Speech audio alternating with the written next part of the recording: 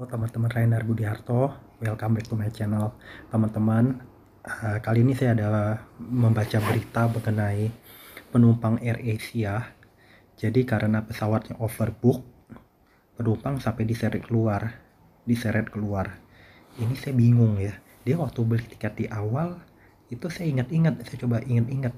Itu nomor tiket apa udah tercantum di ininya atau enggak. Kayaknya sih waktu kita cetak itu kan keluar itu kan keluar nomor tempat duduk pesawat.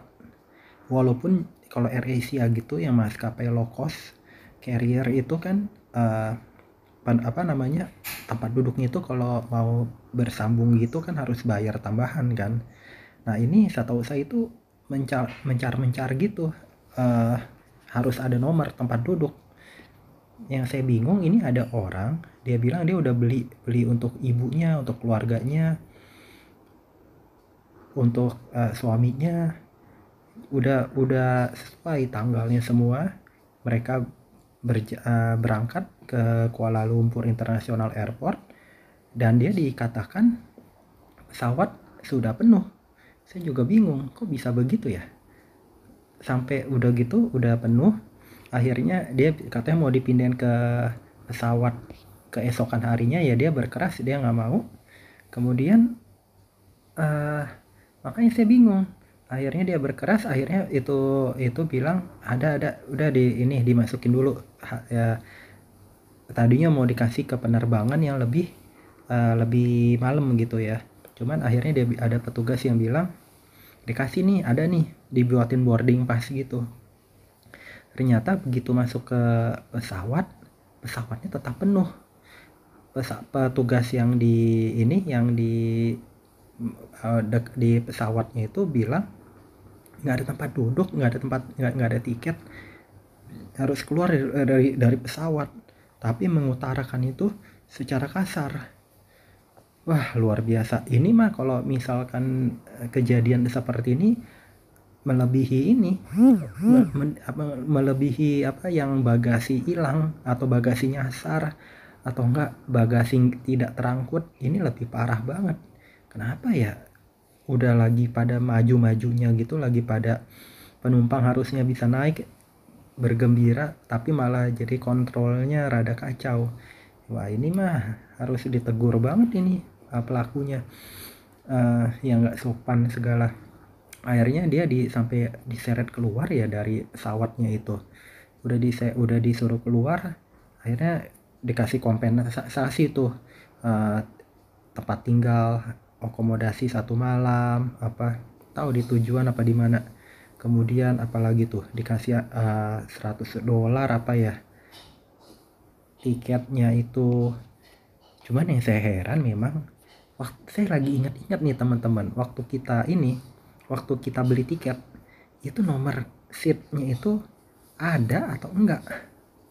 Itu yang saya lagi bingung, nomor tempat duduknya ada atau enggak. Kalau benar dia nggak ada, itu repot tuh. Memang harus cepet-cepetan tuh ke bandara. Makanya orang bilang 4 jam sebelumnya udah harus ada di bandara. 4 jam, 2 sampai 4 jam, paling aman 4 jam sebelumnya. Jadi kalau teman-teman jam 10, jam 6 udah nyampe, atau enggak 2 jam sebelumnya. Kalau international flight 4 jam mungkin ya.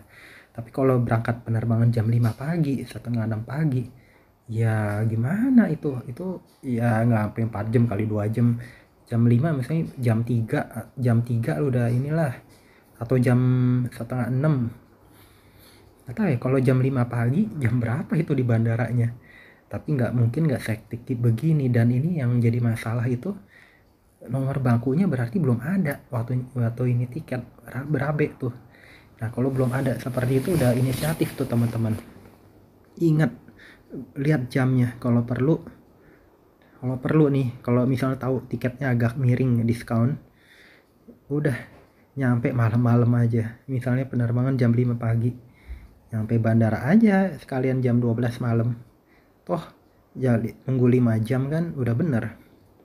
12 malam nyampe di bandara, counter itu juga belum dibuka, belum lagi kalau delay. Aduh, pusing kepala jadinya kalau mau travel. Tapi begitu. Jadi jangan terlalu pagi kali ya, jam 7 lah, jam 7 pagi masih nggak apa-apa, itu masih sempet tidur dari rumah. Misalnya jam 4 sampai bandara jam 5 masih 2 jam. Karena kalau mepet misalnya beda setengah jam, beda 1 jam, ada risiko ditinggal pesawat.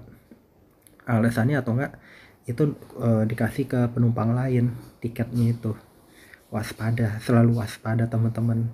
Liburan sih boleh liburan nih, cuman ya mau liburan banyak, kemudian masalah manajemen tiket, kemudian carrier pengangkut pesawat juga kelihatannya nggak mau sampai pesawat kosong. Jadi segala cara dilakuin biar bisa banyak penumpang yang masuk. Nah kalau yang telat-telat ini nih, jadi ini nggak dijelasin kan dia itu tibanya itu jam berapa di bandara, gate-nya itu jam berapa di bandara.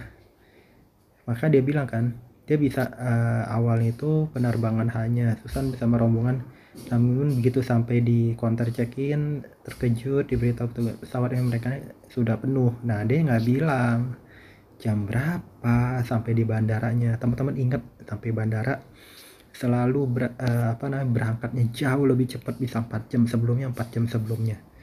Saya pernah, tapi itu kejadian di Singapura, berangkatnya itu penerbangan misalnya jam 10, saya nyampe jam 9 lewat seperempat.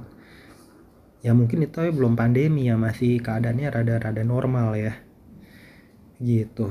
Kalau lagi begini kali udah pandemi udah lewat, orang lagi hektik-hektiknya ini, dan lagi musim liburan apalagi, atau enggak lagi masanya itu rada penuh gitu, orang berebut ya antara tiket murah. Tapi saya cek-cek lagi harga tiket juga nggak murah-murah banget ya kalau luar negeri.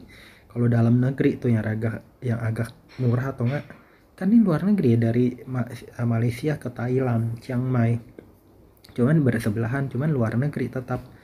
Makanya saya bingung, walaupun luar negeri bisa begitu, berarti kacau. Berarti kita feeling jangan mepet, nggak usah mikirin nginep di mana, kecuali beli pesawat tiket yang mahal banget, udah mendingan nunggu biar aman.